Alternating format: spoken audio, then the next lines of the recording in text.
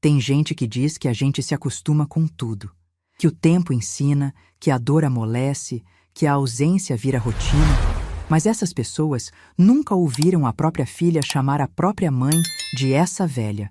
Nunca estiveram paradas no corredor de uma casa que ajudaram a sustentar, segurando uma xícara de café que ninguém pediu, ouvindo a voz de quem você pôs no mundo dizer que tem vergonha de você. Me chamo Graça. Maria das Graças. Monteiro Braga, se quiserem saber o nome inteiro. Tenho 67 anos, moro em Campinas. E durante a maior parte da minha vida, eu acreditei que ser mãe significava se apagar, diminuir, ceder, silenciar. Achava que quanto menor eu ficasse, mais espaço sobrava para quem eu amava crescer. E cresceram, todos cresceram, menos eu. Essa história começa numa sexta-feira de novembro. O tipo de sexta-feira que começa como qualquer outra, com cheiro de café coado e sol batendo na janela, mas que termina mudando tudo o que você achava que sabia sobre a sua própria vida. Eu tinha viajado de ônibus de Campinas até Sorocaba. 2 horas e meia de estrada, com uma mala pequena no bagageiro e um vestido novo dobrado com cuidado dentro dela. Comprei aquele vestido com o dinheiro da aposentadoria num dia de coragem, numa lojinha do centro que tinha vitrine com manequins sem cabeça. A vendedora, uma moça jovem de sorriso fácil, disse que a cor, um azul escuro discreto, combinava com meus olhos. Eu quase não comprei. Fiquei uns 20 minutos olhando para o preço e pensando se não era melhor guardar aquele dinheiro para alguma emergência. Mas depois pensei, a formatura da minha filha não é uma emergência do coração? Renata estava prestes a se formar em Direito. Aos 38 anos, depois de tantos anos adiando o sonho, ela finalmente chegaria ao fim daquela jornada. E eu não cabia em mim de orgulho. Um orgulho que começava no peito e ia até os olhos, que marejavam toda vez que eu pensava nela subindo naquele palco. Porque eu sabia o que aquele diploma tinha custado. Não falo só de dinheiro.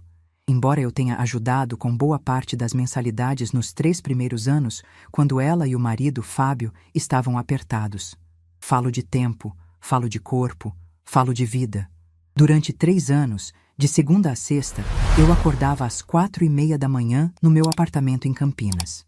Tomava um café rápido, colocava uma marmita na bolsa e caminhava até o ponto de ônibus ainda no escuro. Pegava a linha das 5h15 para Sorocaba.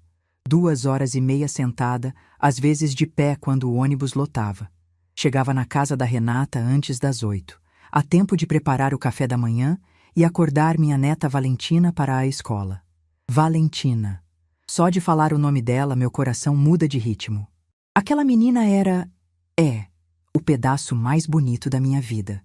Olhos grandes, curiosos, que pareciam perguntar coisas que a boca ainda não sabia formular. Quando ela tinha 5 anos e eu comecei a cuidar dela diariamente, o primeiro desenho que me deu foi de 2 pessoas de mãos dadas, uma grande e uma pequena, com um sol amarelo enorme em cima. Embaixo, com letra torta, estava escrito: Eu e a vovó. Guardei esse desenho na minha bolsa durante 3 anos. Está lá até hoje, dobrado, amassado, manchado de café. Mas está lá. Eu levava a Valentina para ir para a escola, buscava, preparava o almoço, ajudava com a lição, dava banho, fazia janta. Às vezes, Renata chegava da faculdade às 11 da noite e eu já estava cochilando no sofá da sala com a televisão ligada no mudo. Muitas vezes perdia o último ônibus e dormia no quartinho dos fundos. Um cômodo apertado que ficava depois da lavanderia, com um colchão fino em cima de um estrado de madeira, sem ventilador, sem cortina, sem nada na parede. Eu levava meu próprio lençol de casa porque o que tinha lá cheirava a mofo. Fiz tudo isso sem reclamar, sem pedir dinheiro para a passagem, sem pedir reconhecimento. Porque na minha cabeça era isso que mães faziam. Era isso que minha mãe fez por mim. E eu achava que se fizesse o suficiente, se me doasse o bastante, em algum momento minha filha ia olhar para mim e dizer: Obrigada, mãe. Eu vejo o que você faz por mim. Essa frase nunca veio. Nunca. Cheguei na casa da Renata naquela sexta-feira por volta das 3 da tarde.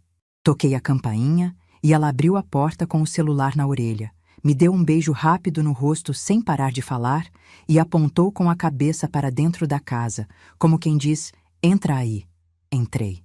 Arrastei minha mala pelo corredor e fui em direção ao quarto de hóspedes. Aquele quarto que durante 3 anos tinha sido meu quando eu ficava para cuidar da Valentina. Mas quando abri a porta, o quarto não era mais meu. Tinha roupa pendurada no armário aberto, uma mala grande perto da cama, um nécessaire rosa em cima da penteadeira e um perfume adocicado no ar que eu não reconhecia. Na mesinha de cabeceira, um porta-retrato com a foto de uma mulher que eu conhecia bem. Dona Ivone, sogra da Renata, mãe do Fábio. Fiquei parada na porta por alguns segundos processando. Renata apareceu atrás de mim, já sem o celular, e disse como quem comenta o tempo. Ah, mãe, a Dona Ivone chegou anteontem para ajudar nos preparativos da formatura. Ela está no quarto de hóspedes. Você pode ficar no quartinho dos fundos, tá? Eu coloquei um lençol limpo lá. Um lençol limpo. Esse foi o gesto de boas-vindas que eu recebi depois de 2 horas e meia de ônibus, com um vestido novo na mala e o coração cheio de expectativa. Fui para o quartinho dos fundos. Abri a mala, pendurei o vestido no único gancho que tinha na parede, um prego torto que sustentava um cabide de arame, e sentei na beira do colchão. O quartinho estava pior do que eu lembrava. Tinham acumulado caixas de papelão, uma bicicleta infantil que Valentina já não usava, sacolas de roupas velhas para doação.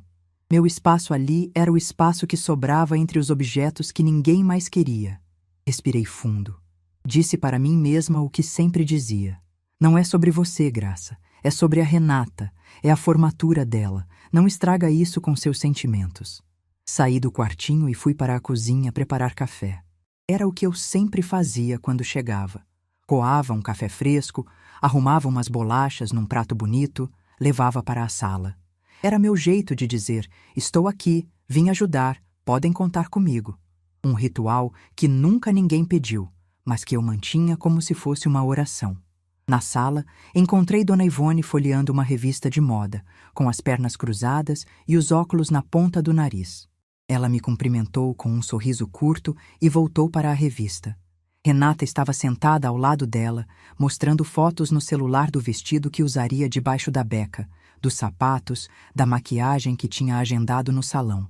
Dona Ivone opinava sobre cada detalhe com autoridade, e Renata escutava com os olhos brilhando, como uma menina buscando aprovação.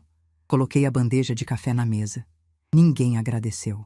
Renata nem levantou os olhos do celular. Dona Ivone pegou uma xícara sem me olhar, como quem pega um guardanapo de um dispensador. Fiquei em pé por alguns segundos, esperando um espaço na conversa que não veio, e voltei para a cozinha. Lavei a louça que estava na pia, limpei o fogão, organizei a bancada. Tudo em silêncio, tudo sozinha, enquanto ouvia as risadas da sala. Minha filha e a sogra planejando um dia que era, em parte, fruto do meu sacrifício. Um dia que eu tinha ajudado a construir com cada madrugada no ônibus, cada noite no colchão fino, cada mês de mensalidade que tirei da minha aposentadoria. Foi então que aconteceu. Eu tinha acabado de coar mais uma xícara de café, dessa vez para mim, e estava indo para o quartinho dos fundos. O corredor que ligava a cozinha aos quartos era estreito, com piso frio de cerâmica e uma luminária que piscava de vez em quando. Eu estava passando pela porta do quarto de Renata quando ouvi. A porta estava entreaberta e a voz da minha filha chegou até mim como se alguém tivesse jogado água gelada no meu rosto. Fábio, eu não quero essa velha na minha formatura. Parei. Meus pés pararam antes da minha cabeça entender. Meu corpo soube antes de mim que aquilo ia doer. Minha mãe vai aparecer com aquele jeito simples dela, vai ficar deslocada no meio de todo mundo. Sua mãe já confirmou, seus pais vão estar lá, meus amigos da faculdade vão estar lá, eu não quero passar vergonha. Dá para você falar com ela? Inventa alguma coisa, diz que não tem mais convite, sei lá. Cada palavra era uma agulha fina, daquelas que entram devagar e doem mais depois. Essa velha, não minha mãe, não Dona Graça. Essa velha. Como se eu fosse um objeto fora de lugar, um móvel velho que estraga a decoração. E então veio a resposta do Fábio, que doeu de um jeito diferente. Um jeito que não era de facada, era de abandono. Faz o que você achar melhor, Renata. É sua formatura. Pronto. Estava dado. Não era apenas minha filha que me descartava. Era o genro que autorizava o descarte. E em algum lugar da casa, Dona Ivone dormia tranquila no quarto de hóspedes que tinha sido meu, sem saber, ou talvez sabendo, que ela era a mãe que cabia e eu era a mãe que sobrava.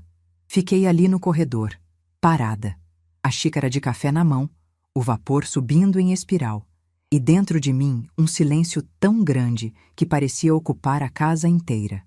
Não chorei. Queria ter chorado, porque lágrima alivia, lágrima tira peso. Mas não veio nada. Só um vazio pesado, como se alguém tivesse desligado uma luz que estava acesa dentro de mim desde o dia em que Renata nasceu. Coloquei a xícara no balcão da cozinha, sem barulho. Voltei ao quartinho dos fundos. Tirei o vestido azul do cabide de arame, dobrei com cuidado, coloquei dentro da mala, fechei o zíper. Olhei ao redor daquele cômodo apertado, cheio de coisas que ninguém mais queria, e pensei, é assim que ela me vê.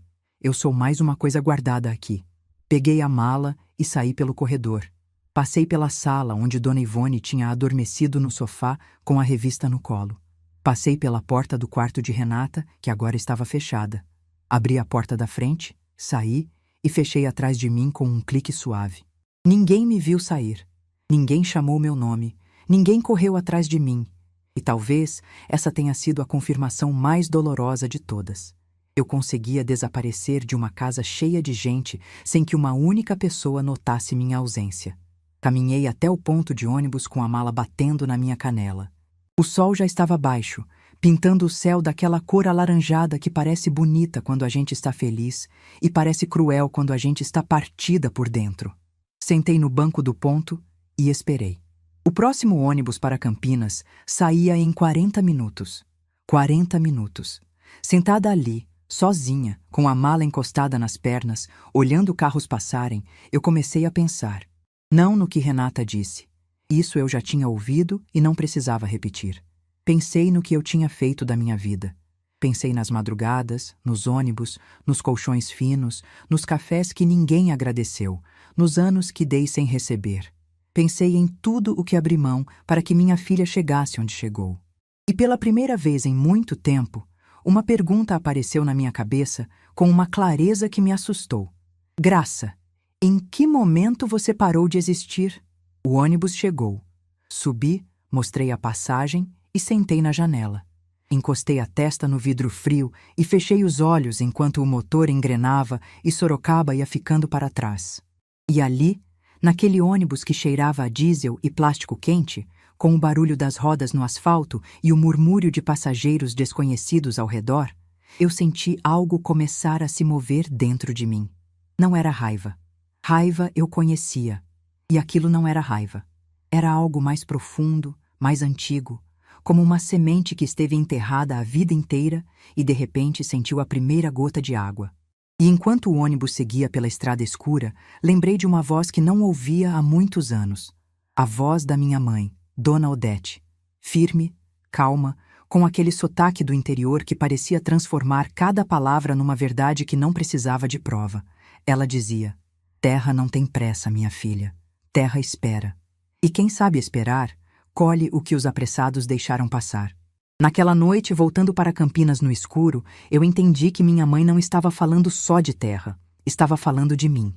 Cheguei em Campinas perto das 9 da noite. O ônibus parou no terminal rodoviário e eu desci com a mala arrastando no chão de cimento, os ombros pesados, as pernas cansadas de um jeito que não era só físico. Era o cansaço de quem carregou peso demais por tempo demais e de repente percebe que ninguém nunca pediu para carregar. E ninguém nunca agradeceu por ter carregado. Peguei um táxi até meu apartamento. Era um lugar simples, 2 quartos, sala pequena, cozinha que cabia uma pessoa de cada vez e uma varanda estreita de onde se via o centro da cidade. Comprei aquele apartamento 8 anos antes com o dinheiro de uma venda de terreno que conto daqui a pouco. Na época, Renata achou que eu estava fazendo bobagem. Disse que eu devia guardar o dinheiro, que apartamento dava trabalho, que eu já tinha idade para simplificar a vida. Mas eu comprei assim mesmo. Algo dentro de mim sabia que um dia ia precisar de um lugar que fosse só meu. Abri a porta, acendi a luz da sala e senti aquele cheiro de casa fechada que sempre me recebia quando eu passava dias fora. Larguei a mala no chão, fui até a cozinha, Coloquei água para ferver e preparei um chá de erva cidreira. Sentei no sofá com a xícara entre as mãos e fiquei ali, parada, olhando para a parede. E foi ali, no silêncio do meu apartamento, com o chá esfriando entre os dedos, que eu comecei a lembrar. Não de propósito. As lembranças vieram sozinhas, como água que encontra a fresta. A primeira lembrança foi da minha mãe. Dona Odete Monteiro era uma mulher que media 1,52 m e ocupava qualquer sala em que entrasse. Não por ser barulhenta, pelo contrário, falava pouco. Mas tinha uma presença que vinha de dentro, uma firmeza no olhar que fazia as pessoas prestarem atenção, mesmo quando ela sussurrava. Nasceu em Mogi Mirim, filha de lavradores que vieram de Minas Gerais na década de 40. Estudou até a 3ª série do primário. Sabia ler devagar, escrevia com letra torta e fazia contas de cabeça mais rápido do que qualquer calculadora. Casou com meu pai, seu Geraldo, aos 18 anos e teve 3 filhas, eu, Aparecida e Lourdes. Meu pai era trabalhador, mas inquieto. Nunca ficava muito tempo em lugar nenhum. Quando eu tinha 11 anos, ele saiu de casa dizendo que ia buscar emprego em São Paulo e nunca mais voltou. Mandou dinheiro por 2 meses. Depois, silêncio. Nunca mais procurou as filhas. Minha mãe não derramou uma lágrima na frente de ninguém. Pelo menos não que eu tenha visto. Mas eu lembro de acordar de madrugada algumas vezes e ouvir um som abafado vindo do quarto dela. Um choro contido, engolido, como se ela estivesse tentando não deixar a dor escapar. De manhã, ela já estava de pé, com café coado, roupa no varal e um sorriso cansado nos lábios, como se nada tivesse acontecido. Dona Odete ficou sozinha com 3 meninas e alguns lotes de terra nos arredores de Campinas. Terrenos que meu pai tinha comprado barato em leilão, achando que um dia ia construir alguma coisa ali. Nunca construiu. Quando foi embora, deixou os papéis numa gaveta da cômoda e não levou nada. Todo mundo disse para minha mãe vender. As vizinhas, as irmãs dela, até o padre da paróquia. Vende isso, Odete. Paga as dívidas, põe comida na mesa. A terra ficava numa região que, na época, era puro mato e estrada de terra. Não tinha água encanada, não tinha luz elétrica, não tinha nada. Ninguém queria morar ali. Ninguém dava valor àquilo. Mas minha mãe sentou comigo na cozinha numa noite. Eu lembro como se fosse ontem, ela descascando laranja com uma faca de cabo de madeira, a luz amarela da lâmpada fazendo sombra no rosto dela. E disse a frase que moldou minha vida inteira. Graça, escuta o que eu vou te dizer. Terra não tem pressa. Terra espera.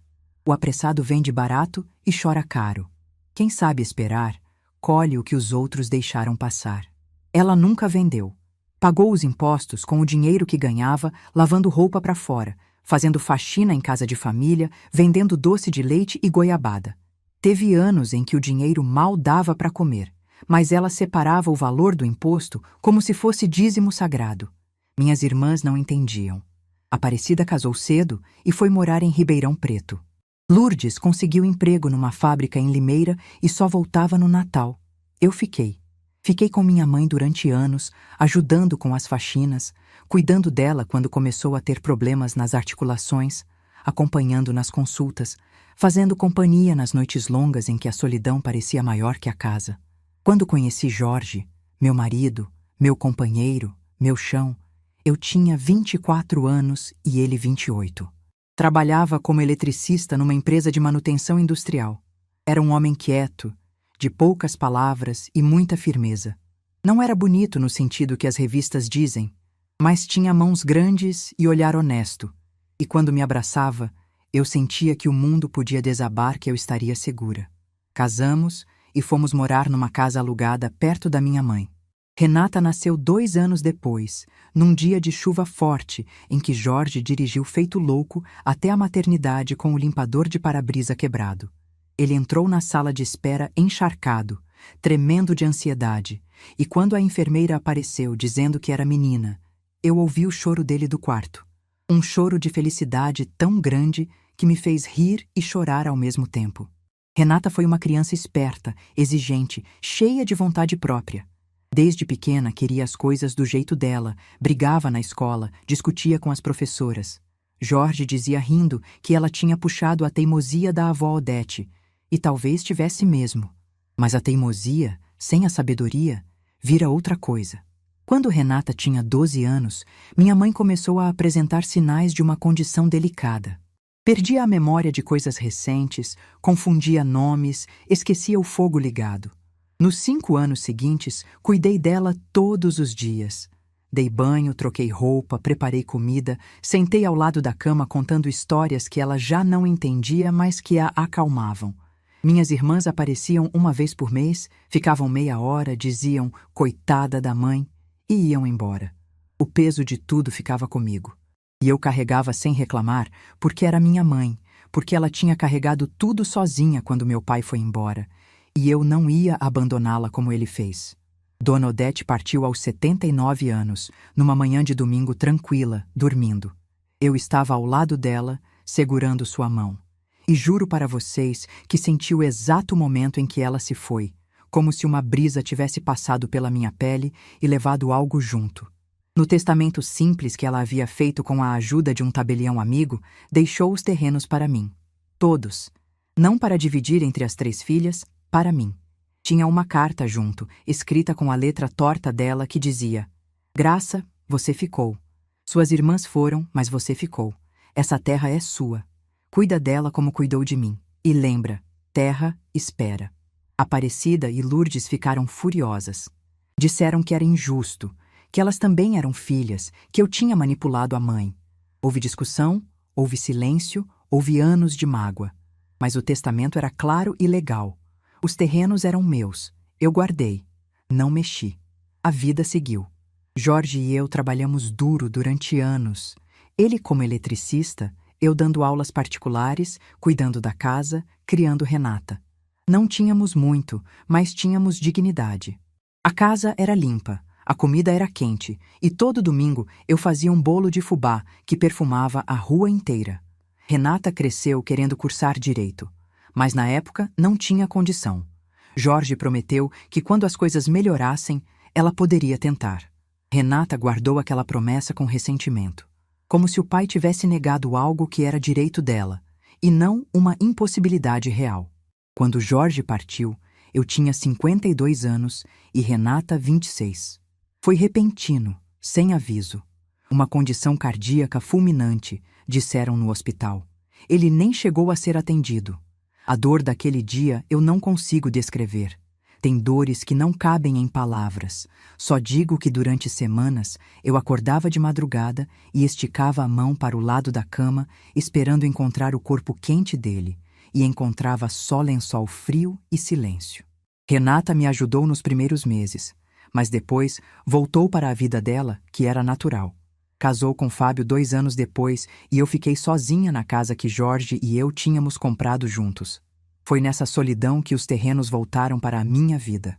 Dr. Otávio era um advogado amigo da família, um senhor calmo de cabelo branco que conhecia minha mãe desde os tempos da goiabada no bairro. Ele cuidava dos documentos dos terrenos havia anos, mantinha tudo em ordem. Um dia me ligou e pediu que eu fosse ao escritório dele. Quando cheguei, ele estava com um mapa aberto na mesa. Mostrou onde ficavam os terrenos e depois mostrou o que tinha acontecido ao redor. A cidade tinha crescido. Campinas, que nos anos 90 não chegava perto daquela região, tinha se expandido. Rodovias novas, condomínios, shopping centers. O fim do mundo da minha mãe tinha se tornado uma das áreas de maior valorização imobiliária da região. Dr. Otávio olhou para mim por cima dos óculos e disse: Dona Graça, sua mãe era mais esperta do que todo mundo achava. Esses terrenos valem hoje uma quantia que a senhora vai precisar sentar para ouvir. Eu sentei, e quando ele disse o valor, pedi um copo de água. Não vou dizer números aqui porque não é sobre isso, mas era muito. Muito mais do que eu jamais imaginaria ter na vida. O suficiente para mudar tudo, se eu quisesse mudar. Mas eu não quis mudar. Não comprei mansão, não comprei carro de luxo, vendi parte dos terrenos, investi com orientação do Dr. Otávio e continuei vivendo do mesmo jeito. Mesma roupa, mesmo ônibus, mesma sandália rasteira. Porque minha mãe me ensinou que o valor de uma pessoa não está no que ela mostra, está no que ela guarda. Nunca contei para Renata. Nunca contei para ninguém da família. Não por maldade, não por desconfiança, mas porque minha mãe também nunca contou. Dona Odete viveu a vida inteira sendo subestimada, e foi justamente por isso que ninguém tentou tirar dela o que era seu. E com parte desse dinheiro, há 3 anos, fiz algo que me encheu de propósito. Procurei a Fundação Educacional de Campinas, uma instituição que mantinha bolsas de estudo para jovens de famílias humildes, jovens como eu fui, como minha mãe foi, e fiz uma doação. Uma doação grande o suficiente para que a fundação decidisse dar meu nome à nova ala da biblioteca universitária que estavam construindo, a Ala Maria das Graças Monteiro Braga. Quando o presidente da fundação me mostrou o projeto com o meu nome na planta, eu pensei na minha mãe descascando laranja naquela cozinha escura, dizendo que terra espera. Pensei nela pagando imposto com dinheiro de goiabada. Pensei nela partindo com minha mão na dela, deixando uma carta com letra torta dizendo: "Você ficou." E entendi que aquela ala não levava só meu nome. Levava o nome de todas as mulheres que foram subestimadas, ignoradas, chamadas de simples, de velhas, de incapazes, e que guardaram dentro de si uma força que o mundo nunca se deu ao trabalho de procurar. A inauguração da ala estava marcada para a mesma semana da formatura de Renata, na mesma universidade, no mesmo campus. Coincidência? Talvez. Mas minha mãe dizia que Deus não joga dados. Ele planta sementes e espera a estação certa. Naquela noite, no meu apartamento em Campinas, com o chá de erva cidreira já frio e as lembranças ainda quentes, eu tomei uma decisão. Não uma decisão de raiva, não uma decisão de vingança, uma decisão de verdade. Eu iria àquela formatura, mas não como a velha que envergonhava a filha, não como a mãe invisível que ninguém notava sair. Eu iria como Maria das Graças Monteiro Braga, a mulher que minha mãe criou, a mulher que meu marido amou, a mulher que minha filha nunca se deu ao trabalho de conhecer. Peguei meu celular e liguei para o professor Antônio Carlos, o reitor da universidade que eu conhecia das reuniões da fundação. Ele atendeu no segundo toque. Expliquei que gostaria de participar da inauguração da ala no dia da cerimônia de formatura, e ele ficou entusiasmado. Disse que já estava planejando me convidar, que seria uma honra ter a benfeitora presente e que mandaria um carro me buscar em Campinas. Desliguei o telefone e olhei pela janela. As luzes da cidade brilhavam como pequenas promessas no escuro. E pela primeira vez em muito tempo, senti algo que não era dor, não era raiva, não era cansaço. Era certeza. A certeza de quem finalmente parou de se esconder. Mas entre essa noite e o dia da formatura, muita coisa ainda aconteceu. E o que minha filha fez nas semanas seguintes, isso eu preciso contar com calma. Nos dias que se seguiram à minha volta de Sorocaba, aconteceu algo estranho. Eu parei de me sentir culpada. E para quem passou a vida inteira carregando culpa como se fosse documento de identidade, isso foi uma revolução silenciosa. Acordava de manhã, preparava meu café, sentava na varanda do apartamento e ficava olhando a cidade despertar. Sem pressa, sem ônibus para pegar, sem mala para arrumar, sem neta para levar na escola, sem filha para agradar. Era só eu e o barulho dos pássaros no fio da luz, e aquele silêncio que antes me dava angústia, agora me dava algo parecido com alívio. Mas o corpo pode estar em paz enquanto a mente ainda está desarrumando gavetas. E foi isso que aconteceu. Enquanto meus dias iam ficando mais leves, minha cabeça foi voltando no tempo, abrindo portas que eu tinha fechado à força, revisitando momentos que eu jurei para mim mesma que não significavam nada, mas que significavam tudo. O primeiro momento que voltou foi o aniversário de 15 anos de Valentina. Valentina tinha feito 11 em março, mas me refiro aos 15 anos da festa que Renata organizou. Ou melhor, da festa da qual fui excluída. Deixa eu explicar. Valentina ainda não tinha 15 anos. A festa foi quando ela completou 10, mas Renata decidiu fazer uma comemoração grande, dessas com tema, decoração, fotógrafo, buffet, num salão alugado. Disse que queria compensar os aniversários simples dos anos anteriores, quando Fábio estava com dificuldades no trabalho. Eu fiquei empolgada. Comecei a planejar o que daria de presente, pensei em ajudar com a decoração, até ofereci para fazer os docinhos. Meus brigadeiros sempre foram elogiados. Mas uma semana antes da festa, Renata me ligou com aquela voz ensaiada que eu já conhecia, a voz que ela usava quando ia pedir algo desconfortável. Mãe, sobre a festa da Val, é que vai ser uma coisa mais íntima, sabe? Só os amiguinhos da escola e os pais mais próximos. Acho melhor você não vir, para não ficar deslocada no meio de tanta criança. Você entende, né? Eu entendi. Entendi perfeitamente. Entendi tanto que não discuti. Disse que tudo bem, que mandaria o presente e desliguei. No dia seguinte, vi as fotos nas redes sociais. O salão estava lotado. Tinha adulto por todo lado. Os amigos de Renata, a família do Fábio inteira, vizinhos, colegas de trabalho, e bem no centro de uma foto, sorrindo ao lado de Valentina, com um vestido longo como se fosse a anfitriã, estava Dona Ivone. Segurando a mão da minha neta, no lugar onde eu deveria estar. Valentina me ligou naquela noite. Perguntou por que a vovó não tinha ido. Eu inventei que estava gripada. Ela disse: "Melhora logo, vovó. Guardei um pedaço de bolo para você." Aquela frase me destruiu mais do que qualquer coisa que Renata pudesse dizer. Porque Valentina, com 10 anos, fez o que minha filha de 36 não fez. Lembrou de mim. Depois veio o Natal. Aquele Natal que eu tento esquecer, mas que insiste em voltar. Era dezembro.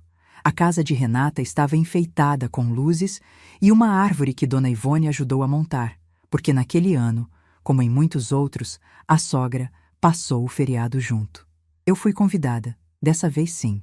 Cheguei cedo, ajudei na cozinha, preparei a farofa e o arroz com passas que todo mundo gostava. Coloquei a mesa, arrumei os guardanapos, organizei os copos. Fui a última a sentar e a primeira a levantar para lavar a louça. Na hora dos presentes, Renata fez questão de entregar tudo na frente de todos, como se fosse uma apresentação. Para Fábio, um relógio novo. Para Valentina, um tablet. Para Dona Ivone, um perfume importado daqueles que vêm em caixa bonita com laço de cetim. Dona Ivone abriu, cheirou, sorriu, e Renata disse com orgulho: "Vi que a senhora elogiou esse perfume naquela revista, Dona Ivone. Fui lá e comprei." Para mim, Renata entregou um envelope. Dentro, um vale-presente de farmácia, sem embalagem, sem laço, sem cartão.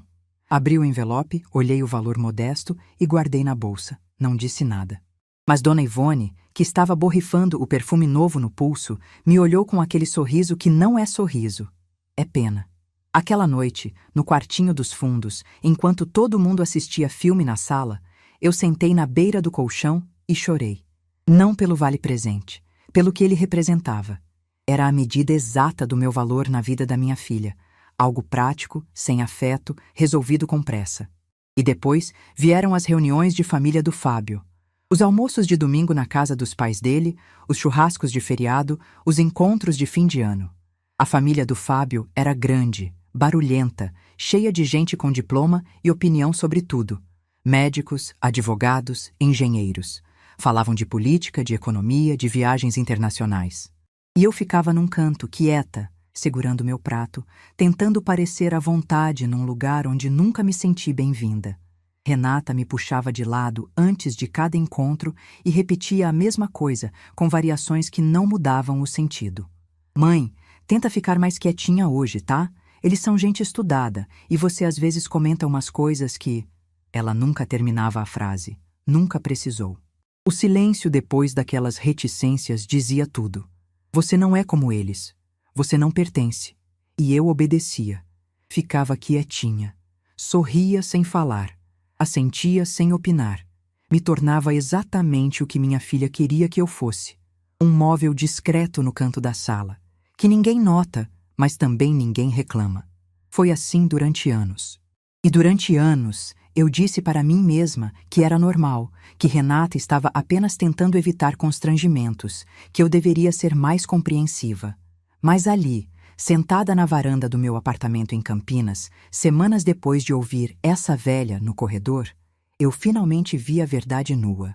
Minha filha não estava me protegendo de constrangimentos. Estava me escondendo. Como se esconde uma mancha na parede, com um quadro bonito na frente. 3 dias depois de eu ter voltado de Sorocaba, meu celular apitou. Era Renata. Uma mensagem no WhatsApp. "Mãe, tá tudo bem? Fui no quartinho e sua mala não estava lá." Respondi. "Voltei para casa. Me senti indisposta." Ela mandou. "Melhoras, mãe." E pronto. Fim da conversa, um emoji de coração como curativo numa ferida que precisava de sutura. Ela não ligou. Não perguntou o que eu tinha. Não ofereceu para vir me ver. Aceitou a explicação mais rasa possível e seguiu com os preparativos da formatura como se minha ausência fosse um detalhe irrelevante. Nos dias seguintes, mantive minha rotina. Fazia compras no mercadinho do bairro, caminhava na praça de manhã, lia os livros que estavam acumulando poeira na estante. Visitei Dona Lúcia, minha vizinha do terceiro andar, que sempre me chamava para tomar café e conversar. Contei para ela o que tinha acontecido. Não tudo, mas o suficiente para desabafar. Dona Lúcia me ouviu em silêncio, segurou minha mão e disse: Graça, filha ingrata, é a dor que mais demora para passar. Mas passa, quando você para de alimentar. Também liguei para a fundação. Falei com Sônia, a secretária do professor Antônio Carlos, e confirmei minha presença na inauguração da ala. Sônia me disse que o reitor estava muito animado, que haveria uma pequena cerimônia antes da colação de grau, e que ele gostaria de me homenagear pessoalmente. Minha relação com a fundação tinha começado 4 anos antes, quase por acaso. Eu estava num consultório médico, esperando ser chamada, quando vi uma reportagem na televisão sobre jovens que tinham perdido bolsas de estudo por falta de financiamento. Uma das meninas entrevistadas chorava dizendo que seu sonho de ser professora tinha acabado. Eu olhei para aquela menina e vi minha mãe. Vi Dona Odete, que não pôde estudar, que leu devagar a vida inteira, que escrevia com letra torta, mas que tinha mais sabedoria do que gente com 3 diplomas. Naquela mesma semana, procurei a Fundação Educacional de Campinas. Fui pessoalmente ao escritório, uma sala simples num prédio comercial do centro. O professor Antônio Carlos me recebeu com curiosidade. Uma senhora de aparência modesta que aparecia sem agendar, dizendo que queria fazer uma doação. Ele deve ter achado que eu ia doar uma cesta básica ou uns livros usados. Quando falei o valor que tinha em mente, ele se ajeitou na cadeira. Pediu que eu repetisse. Repeti. Ele tirou os óculos, limpou com a ponta da gravata e disse: Dona Graça, com esse valor, a senhora pode mudar a vida de dezenas de jovens. E eu respondi: é exatamente o que eu quero fazer. A doação foi feita em parcelas ao longo de 2 anos. Durante esse tempo, conheci os bolsistas, participei de eventos da fundação, vi de perto o impacto que aquele dinheiro estava tendo. Jovens que eram primeira geração da família na universidade, assim como Renata tinha sido. A diferença é que esses jovens me olhavam com gratidão, com respeito, com admiração. Me tratavam como alguém que importava, algo que minha própria filha nunca fez. Quando a fundação decidiu dar meu nome à nova ala da biblioteca, construída com recursos da minha doação e de outros benfeitores, eu senti algo que não sentia há décadas. Orgulho de mim mesma. Não orgulho do dinheiro, não orgulho da homenagem. Orgulho de ter honrado a herança da minha mãe, de ter feito os terrenos de Dona Odete virarem educação para quem mais precisava. Uma semana antes da formatura, Renata me ligou. Dessa vez por voz, não mensagem. Mãe, tô ligando para confirmar se você vai na formatura. Consegui encaixar mais um convite para a senhora. Encaixar. Aquela palavra ficou girando na minha cabeça. Encaixar é o que a gente faz com um compromisso de última hora, com uma reunião que quase não cabe na agenda, com algo que não era prioridade, mas que por educação a gente acomoda. Minha presença na formatura da minha filha, a formatura que eu ajudei a pagar, a filha que eu ajudei a criar, o diploma que só existia porque eu passei 3 anos cuidando da neta dela, tinha sido encaixada. Agradeci com a voz calma e disse que iria. Renata pareceu aliviada, como quem resolve um item pendente numa lista de tarefas. Não perguntou como eu estava, não mencionou minha saída repentina de Sorocaba, não fez nenhuma referência ao que tinha acontecido. Era como se nada tivesse acontecido, e talvez para ela nada tivesse acontecido mesmo. Porque para perceber que alguém sumiu, primeiro você precisa ter notado que ela estava ali. Desliguei e fiquei parada com o celular na mão. Olhei para a tela por um tempo, depois abri a gaveta da cômoda e tirei de lá uma caixinha de veludo que tinha pertencido à minha mãe. Dentro, um par de brincos de pérola, pequenos, discretos, elegantes. Dona Odete usou esses brincos no dia do meu casamento. Foram a única joia que ela teve na vida, comprada com dinheiro que guardou durante anos vendendo goiabada. Coloquei os brincos nas orelhas e me olhei no espelho do banheiro. Vi minha mãe me olhando de volta. A mesma testa, o mesmo queixo, os mesmos olhos que sabiam guardar segredo e esperar o momento certo. Nos últimos dias antes da formatura, organizei tudo com calma. Separei o vestido azul marinho que tinha comprado para a ocasião, o mesmo que tinha levado para Sorocaba e trazido de volta sem usar. Escolhi um sapato baixo e confortável. Passei o vestido a ferro com cuidado, como se estivesse preparando uma armadura feita de tecido e dignidade. Liguei para o professor Antônio Carlos para alinhar os detalhes. Ele confirmou que a limusine da fundação me buscaria em Campinas às 16h. Disse que a cerimônia de inauguração da ala seria breve, antes do início da colação de grau, e que ele faria questão de me receber pessoalmente na entrada. Dona Graça, ele disse antes de desligar, a senhora é a prova de que as maiores riquezas são as que a gente não vê. Sorri. Se ele soubesse o quanto aquela frase era verdadeira. Na véspera da formatura, fiz algo que não fazia há muito tempo. Rezei.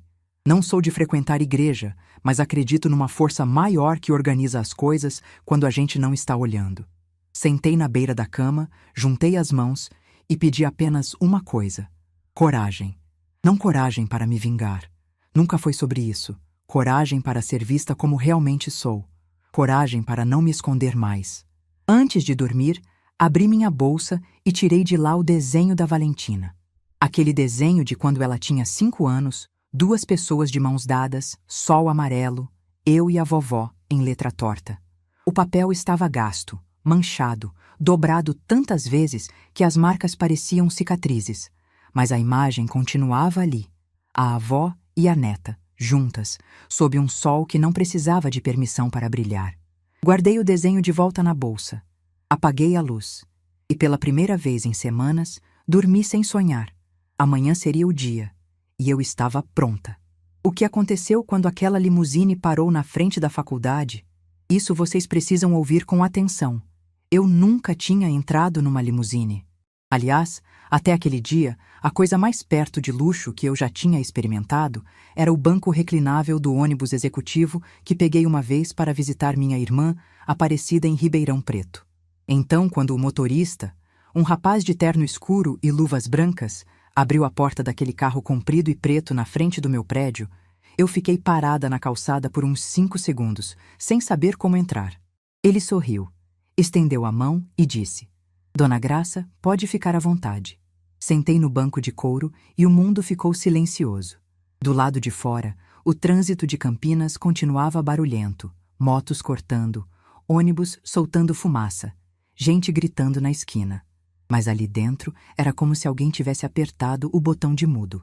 Tinha água gelada num suporte lateral, uns biscoitinhos finos numa bandejinha e uma música suave saindo de algum lugar que eu não conseguia identificar.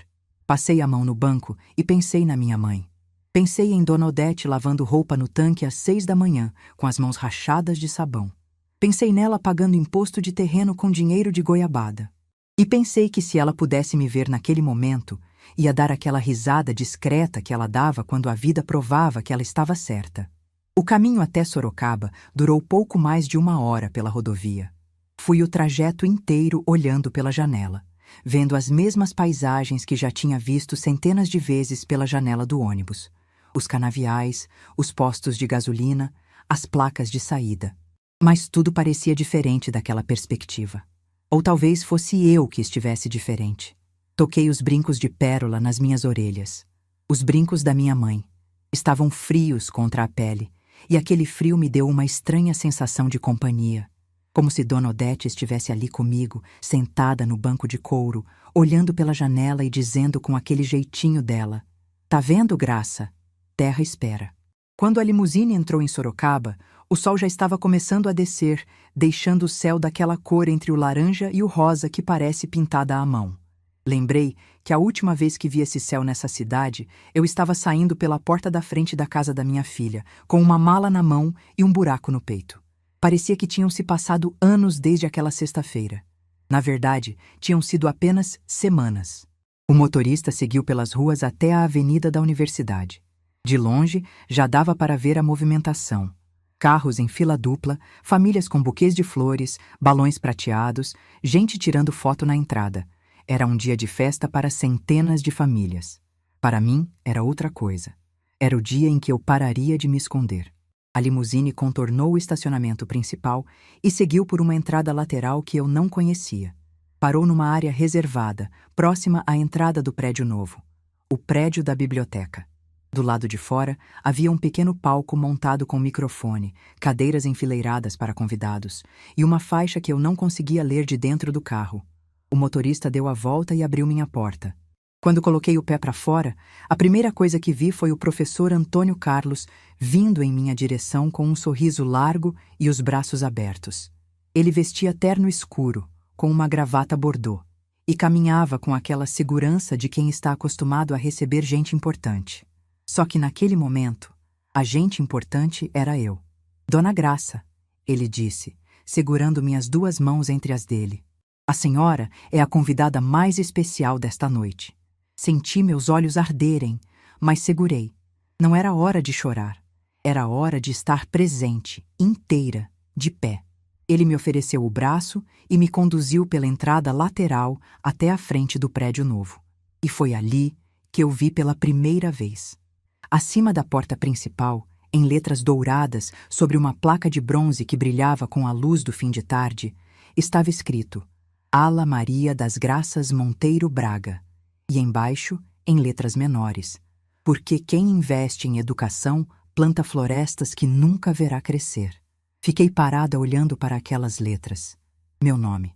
O nome que minha mãe me deu, o nome que meu marido sussurrava quando chegava do trabalho, o nome que minha filha tinha vergonha de pronunciar nas rodas dos amigos dela. Ali estava ele, em bronze e ouro, na fachada de um prédio que ajudaria centenas de jovens a terem o que minha mãe nunca teve, a chance de estudar. O professor Antônio Carlos me guiou até o pequeno palco. Havia cerca de 50 pessoas ali, membros da fundação, professores, alunos bolsistas. Quando subi os 2 degraus, eles aplaudiram. Um aplauso genuíno, caloroso, de gente que sabia o que aquela doação significava.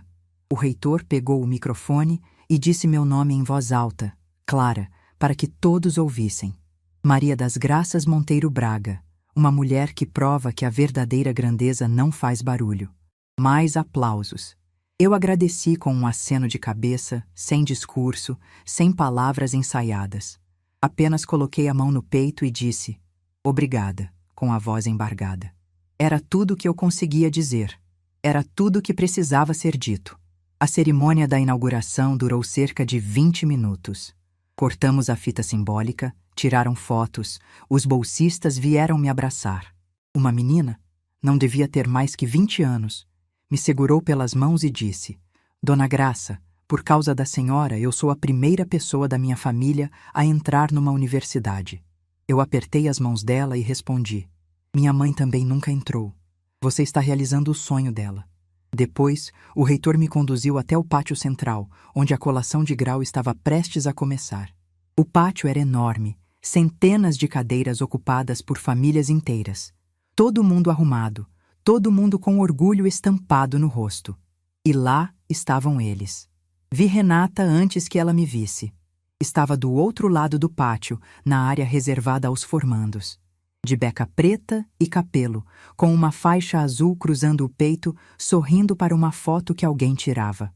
Ao lado dela, Fábio segurava um buquê de rosas vermelhas. Um pouco mais atrás, Dona Ivone ajeitava a faixa de Renata com aquele ar de posse que eu conhecia tão bem, como se a formanda fosse filha dela. O reitor me acompanhou até uma cadeira reservada na primeira fila, ao lado dos membros da reitoria e dos homenageados da noite. Sentei ali, com meu vestido azul marinho, os brincos de pérola da minha mãe e uma calma que não era fingida, era conquistada. A cerimônia começou. Discursos, hino, juramento. Os formandos foram sendo chamados um a um. Eu observava tudo, procurando Valentina na plateia. Encontrei ela sentada entre Fábio e Dona Ivone, balançando as pernas na cadeira grande demais, com aquela inquietação de criança que preferia estar em qualquer outro lugar. Quando o nome de Renata foi chamado, Renata Monteiro Braga de Souza, eu senti meu coração apertar.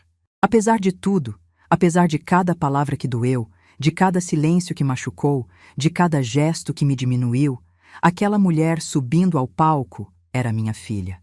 Saiu de mim. E parte de mim, por menor que fosse, estava orgulhosa. Renata subiu ao palco, recebeu o diploma, sorriu para as fotos. Desceu, abraçou Fábio, abraçou Dona Ivone. E então, o mestre de cerimônia fez um anúncio que ninguém esperava, exceto eu e o reitor. Senhoras e senhores, antes de encerrarmos, gostaríamos de fazer um agradecimento especial. Esta noite marca também a inauguração da nova ala da biblioteca, tornada possível pela generosidade de uma pessoa muito especial. Pedimos que Dona Maria das Graças Monteiro Braga fique de pé para receber nossa homenagem. Levantei da cadeira. Devagar. Senti centenas de olhos se voltarem para mim. O pátio inteiro, formandos, famílias, professores, começou a aplaudir. Eu fiquei de pé, com as mãos cruzadas na frente do corpo e fiz um aceno simples com a cabeça. Mais aplausos. Alguns de pé. E foi nesse momento que vi Renata. Ela estava parada na lateral do palco dos formandos, com o diploma ainda na mão. O sorriso tinha desaparecido. Seus olhos estavam fixos em mim. Não com raiva, não com alegria, com algo que eu nunca tinha visto no rosto da minha filha. Incompreensão. Como se o mundo tivesse girado e ela tivesse perdido o chão. Eu vi quando seus olhos foram da minha figura até a fachada do prédio atrás de mim. Vi quando ela leu as letras douradas. Vi quando reconheceu o meu nome, o nome dela também, Monteiro Braga, gravado em bronze naquele prédio. E congelou. A beca parou de balançar. A mão que segurava o diploma caiu ao lado do corpo. A boca se abriu levemente, como se quisesse dizer algo, mas tivesse esquecido todas as palavras.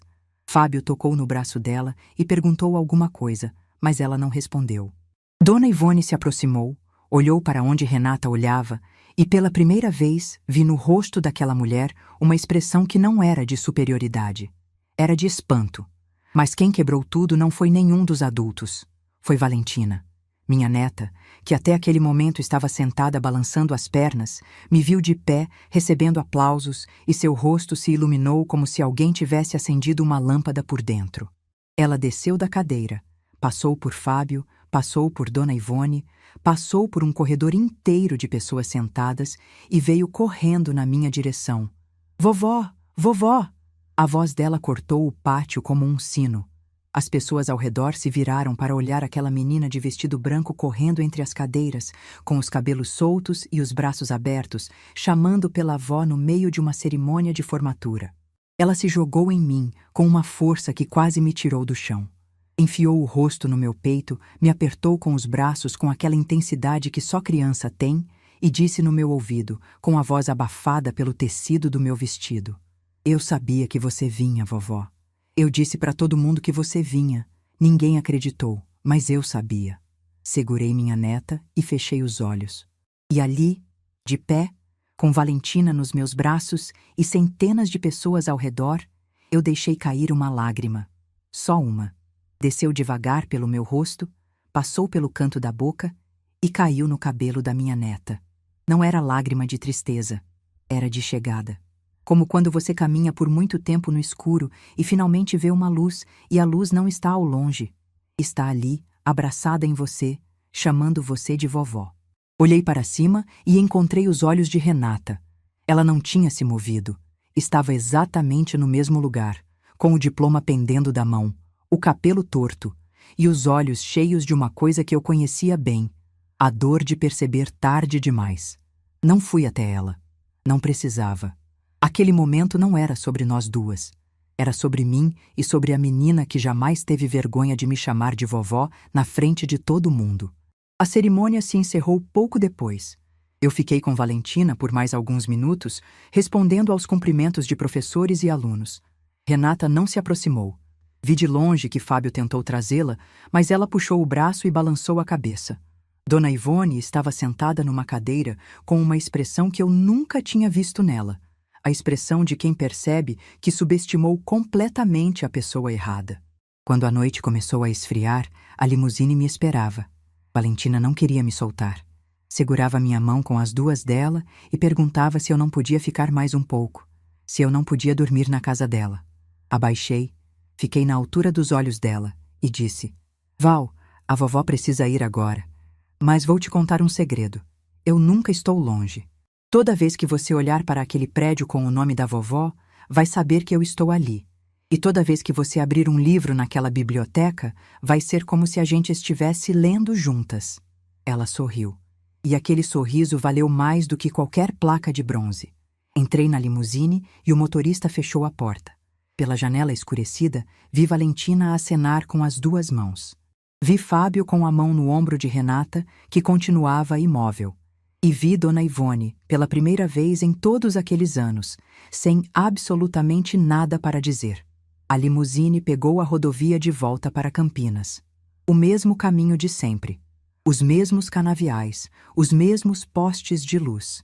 Mas eu não era a mesma mulher que fazia esse trajeto no banco apertado do ônibus das 5 da manhã. Encostei a cabeça no banco de couro, fechei os olhos e ouvi, clara como água, a voz da minha mãe. Tá vendo, Graça? Terra espera! E sorri. No escuro daquela limusine, voltando para casa sozinha, eu sorri. Mas a história não acaba aqui. Porque dias depois, minha campainha tocou. E quando abri a porta, era Renata. Capítulo 5. Terra espera. 4 dias depois da formatura, numa manhã de terça-feira, minha campainha tocou. Eu estava na cozinha, preparando um café com calma, ouvindo o rádio tocar uma música antiga que meu marido Jorge gostava. Era uma manhã comum, dessas que você vive sem saber que vai lembrar para sempre. O sol entrava pela janela da cozinha e batia no azulejo branco, e eu estava ali, descalça, de camisola, mexendo o açúcar no fundo da xícara. A campainha tocou de novo. Sequei as mãos no pano de prato, atravessei a sala e olhei pelo olho mágico. Era Renata. Estava sozinha, sem Fábio, sem Valentina, sem Dona Ivone servindo de escudo. Vestia uma roupa simples, calça jeans e uma blusa que eu reconhecia. Era uma que eu tinha dado de presente anos atrás e que nunca havia usar. Os olhos estavam inchados, o cabelo preso de qualquer jeito, e ela segurava a bolsa com as duas mãos na frente do corpo, como se precisasse de algo para se apoiar. Abri a porta. Ficamos nos olhando por alguns segundos. Ela abriu a boca, fechou, abriu de novo. E quando finalmente falou, a voz saiu trêmula, rachada no meio como porcelana, que caiu, mas não quebrou de vez. Mãe, posso entrar? Abri espaço e ela passou por mim. Parou no meio da sala, olhou ao redor como se fosse a primeira vez ali. Mas eu entendi. Ela não estava olhando o apartamento. Estava tentando enxergar a mulher que o reitor chamou de benfeitora. A mulher que tinha o nome gravado num prédio. A mulher que desceu de uma limusine enquanto ela ficava paralisada. Fui até a cozinha e voltei com 2 xícaras de café. Coloquei uma na mesinha de centro, na frente dela, e sentei na poltrona com a minha. Não disse nada. Tomei um gole e esperei.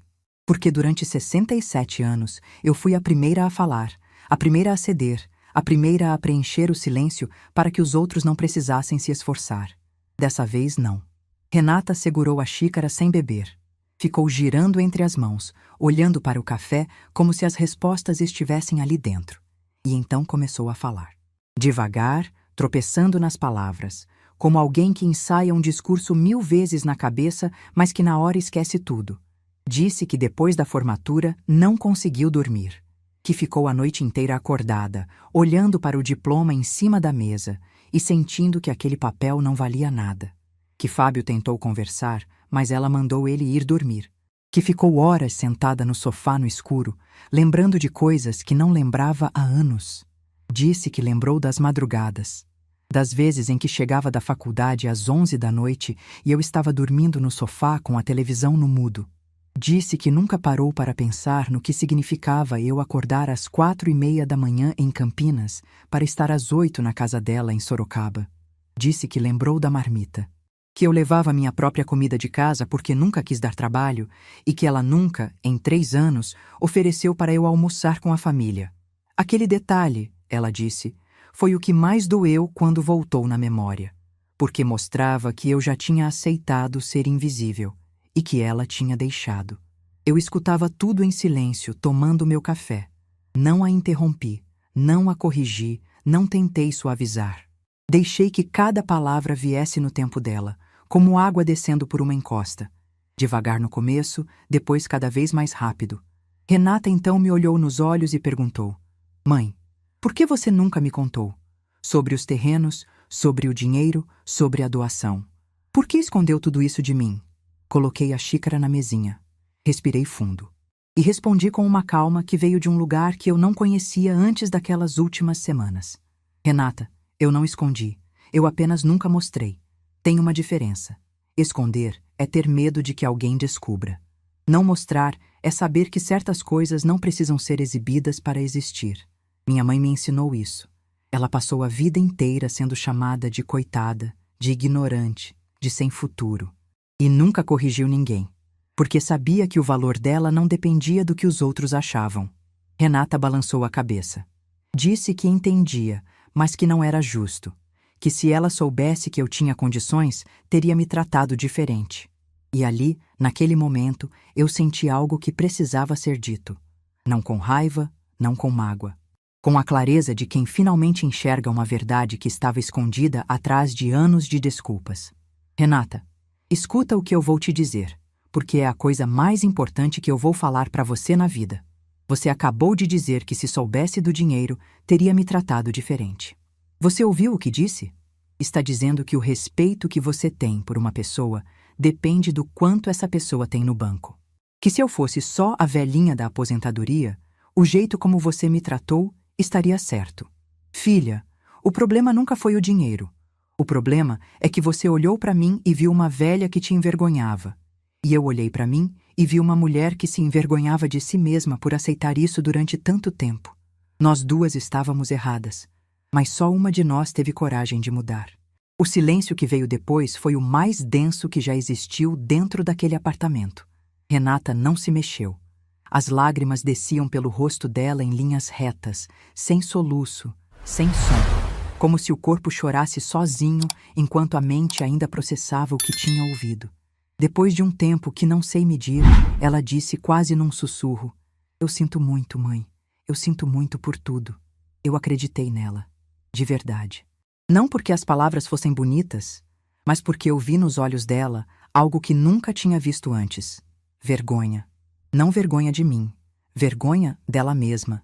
E esse tipo de vergonha, quando é sincera, é o primeiro passo para alguém mudar de verdade. Mas eu também sabia de uma coisa que levei 67 anos para aprender.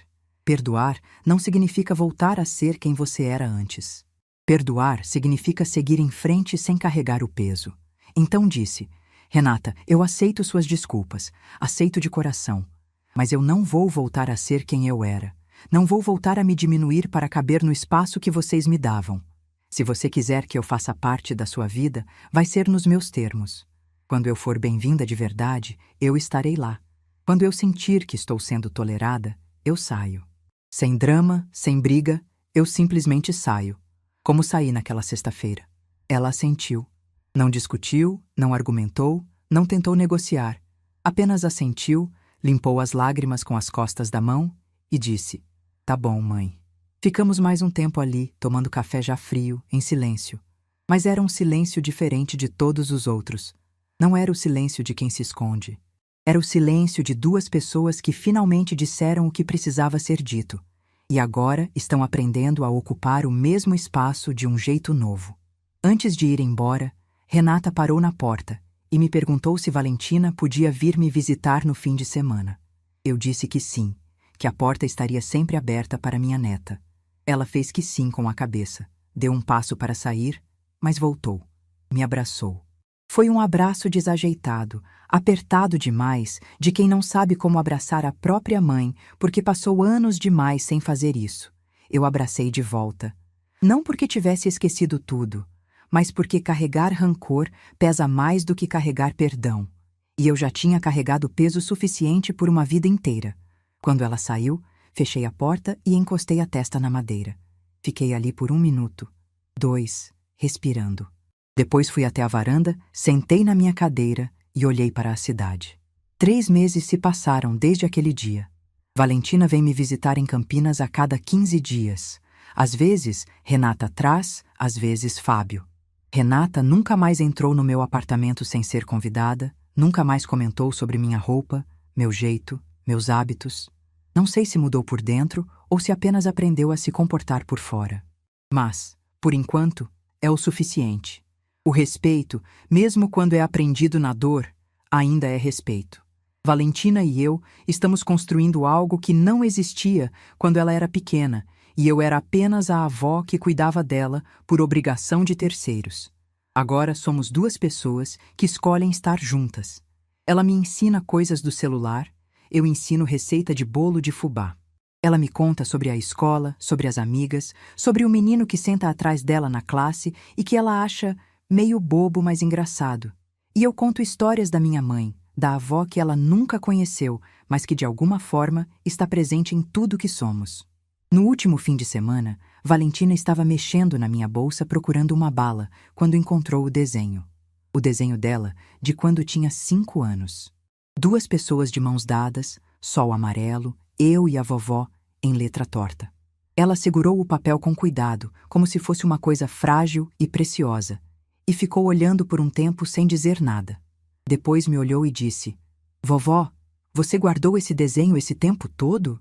Eu disse que sim, que estava na minha bolsa desde o dia em que ela me deu. Ela ficou quieta por um momento. Depois disse com aquela seriedade que crianças têm quando entendem coisas que adultos complicam: "Vovó, eu vou fazer outro desenho para você. Mas dessa vez vou desenhar o prédio também, o prédio com o seu nome." Meus olhos encheram de água. Eu puxei ela para perto, beijei o topo da cabeça dela e disse: "Pode fazer, meu amor, mas guarda esse antigo também. Porque esse aqui foi feito quando você me via sem saber o meu nome num prédio. E isso vale mais do que qualquer placa de bronze." Ela não entendeu completamente, mas um dia vai entender. E quando entender, vai saber que o amor verdadeiro é o que existe antes de qualquer revelação, antes de qualquer limusine, antes de qualquer nome em letras douradas. É o amor de uma menina de 5 anos que desenha a avó debaixo de um sol amarelo e escreve "Eu e a vovó", sem precisar de mais nada. Hoje, enquanto conto essa história, estou sentada na minha varanda em Campinas, olhando as luzes da cidade se acenderem. O mesmo apartamento simples, a mesma cadeira, o mesmo chá de erva cidreira que tomo toda noite. Não mudei minha vida por fora. Mudei por dentro. E essa é a mudança que importa. Continuo usando vestido de algodão e sandália rasteira. Continuo pegando ônibus quando tenho vontade, não porque preciso, mas porque gosto. Porque o ônibus me lembra de quem eu era, e a limusine me lembra de quem eu sempre fui. E as duas são a mesma mulher. Às vezes penso na minha mãe. Penso em Dona Odete sentada naquela cozinha escura, descascando laranja, dizendo que terra espera. Penso nela pagando imposto de terreno com dinheiro de goiabada, enquanto todo mundo dizia que ela era louca, que estava jogando dinheiro fora, que devia vender e resolver a vida. Ela não vendeu. Ela esperou. E porque esperou, eu pude transformar mato em biblioteca, poeira em educação e silêncio em dignidade. Minha mãe nunca entrou numa universidade. Nunca leu um livro inteiro. Nunca viu seu nome escrito em lugar nenhum. Mas por causa dela, centenas de jovens vão abrir livros numa ala que carrega o nome que ela me deu. E isso, para mim, é o maior diploma que alguém pode receber. A vida me ensinou muitas coisas nesses 67 anos.